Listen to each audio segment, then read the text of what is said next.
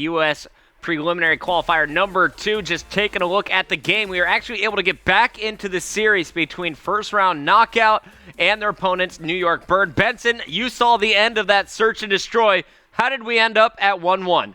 It wasn't the prettiest of things, I'll be honest. A little bit of a choke or a misplay, maybe the better way of saying it. I'm not going to point any fingers or call out any names, but there was definitely a little bit of a mistake made. It went all the way to 5-5, and now we find ourselves all tied up in the series. We're on Blitz Freight now, and to be honest, I don't really think there's been a momentum shift, but I think this is really anyone's for the taking. So in the end, it was the boys from New York Burn on the comeback. Currently, we are watching Slammy inside the enemy's base. He is cut down. Stone needs some big defensive kills, and that is going to keep the score at 0-0. So, of course, if you're just joining us, you are watching Blitz in this game mode. The goal, get to the enemy's base, go through that big goal sign. That is the Blitz portal that takes you back home as you score. Stone on your screen won't get very far, and we're going to switch over to time-lapse. His teammate, last man standing, needs to make some big pushes here. Gets one down, shots in the second with this SC-2010. This is a weapon that they seem to really like on New York Burn, and something that has not been used in the pro scene for quite some time. Yeah, it seems to be one of their go-to kind of starting guns. I mean, we saw in the Domination 2 people started with it, and then all of a sudden they were like, well, that didn't work. And then they went straight back to the MTAR and the Remington, I believe. But hey, different people have different preferences. It really is that simple. Just because you see the top players in the world use a gun doesn't always mean it should be the go-to gun. I mean, sometimes it does, don't get me wrong, but situational plays always have that effect. And just personal preference, what you feel comfortable with is always a massive, massive factor.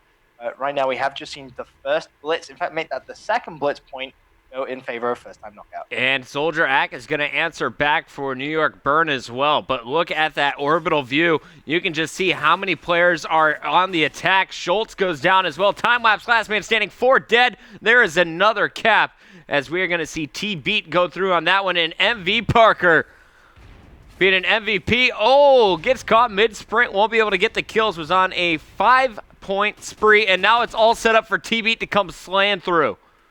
Needs to just go running straight through. He has to play to his right. Didn't notice him, though. Unfortunate plays, but they do have that 4-1 advantage. Still have 2 minutes, 30 seconds left to play of the first side. Let's not forget, obviously, that's the Blitz. We played 2 sides, both at 5 minutes each, as Johnny's found himself bottom red now. He's looking at trying to cause some mischief in the enemy spawn, opening up as many doors as he possibly can just to really keep the enemy guessing, and that's such a good strategy to be using as he actually decides to jump back and challenge whilst we never recommend that. Unfortunately, it does go down. So down goes Johnny, but doors are open. Maddie's going to open up another one, so the base wide open. They know it, but they can't stop Maddie, and he is going to get in for another capture. Meanwhile, T-Beat moving up to 9-3 in a power position up top. Opponent just saw him, but didn't fire, and T-Beat will take advantage of it. T-Beat 10-3, 11-4 as he finally does get taken down. He was on a rampage, but Matty, he sneaks in from behind, and he extends that lead 6-3 now.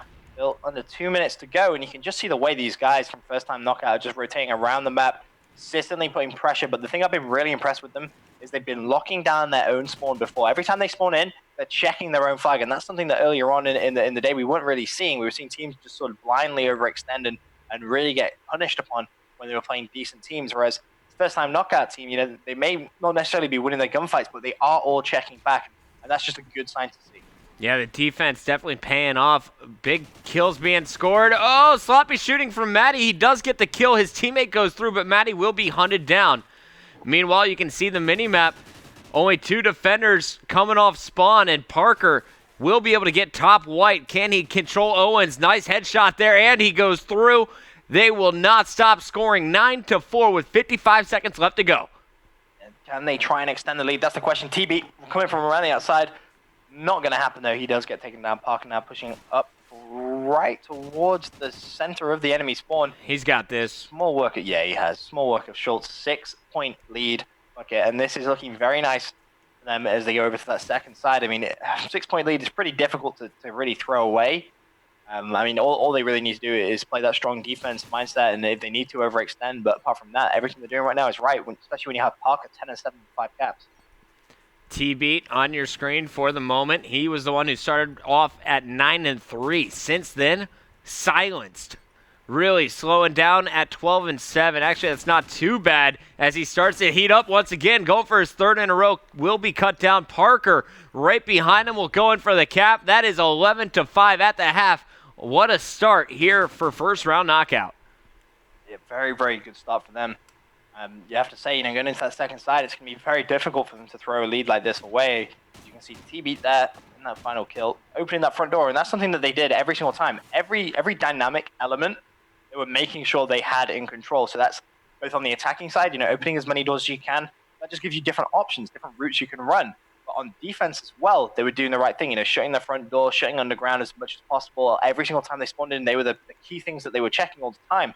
And by doing that, you can pretty much control where your opposition are going to be. Unfortunately, it looks like one player from New York Burn did just leave the party. Hopefully, he'll get back in here as soon as possible. The action will continue, though, as Parker goes in for cap number 1, 12-5. And we will see Parker spotting an opponent in his base. Defensive plays being scored here. That was T-Beat, but Soldier Ack not done pushing up through the middle for this New York Burn squad. And even 3-on-4, they're doing a pretty solid job holding the middle of the map. That's really where you need to start your foundations of Blitz. You need that one player that's going to sit in the middle of the map and just control it. Schultz just hit a very nice knife there and shut down Johnny, but can he try and get the cap? Went straight for it. That was unfortunate. And that's the one thing I'd like to suggest to all of these players in the game right now. Go watch how Complexity, go watch how Envy or Curse Las Vegas play near the blitz point. They don't get too excited and just sprint in. They are always ready to hip fire on their way to the capture. Yeah, that's something that you see Rambo. He's one of the best blitz objective-based players as Schultz. Unfortunately, that found himself changing weapon. Wasn't able to do it. But going back to the point at hand, the way Rambo attacks a blitz point is just very intelligent all the time. If his teammates have called that they've got kills, he knows he can try and knee slide straight into it, and 9 times out of 10 he's going to get there uncontested. But whenever he's going in there blind, always ready to pre-fire or hip fire corners, absolutely anything he can to increase his advantage. Good shots going down for Matty. Going to try and open up this beer door. Spots a play up in front of him as well. Picks up the kill, throwing back on the orbital. You can see where the spawners are coming from, and Matty playing this really nicely, locking down the left side while his teammates are pushing up on the far right. Slammy is back in the game now as well, so that's going to help them out a little bit, but they have a 10-point deficit to try and reduce. They want to try and come back. Obviously, this is the second side, so only 3 minutes left to try and get themselves back in this game of Blitz. Slammy opening up that front door. He's just going to go diving in, takes on one. Knee slides, connects as well. Fantastic little bit of individual effort from him. Yeah. Could this be the start of a comeback? That's the energy you need to bring. When you get back into the game like this, you need to have a hot start. Slammy doing just that. 2-1 on a 3-point spree. Will he get cut off? No, it looks like defenders look the wrong way. Slammy, he's got a route straight to the blitz spawn. This is a fantastic play. It just shows you how much they missed him. I guess he's come back and he's got 2 captures within the space of like 30 seconds. 2 and 1, 2 caps. But now can they do the defensive work? They have let one player slip through, and that's what they need to now clamp down upon, as Slammy still being aggressive, pushing the enemy blitz. And he's got shots up in the window. Can't finish it, though, just slightly to the right of his opponent. Time-lapse, meanwhile, trying to clean up these kills in front. Goes down the SC 2010, not paying off for him in the close-range battles.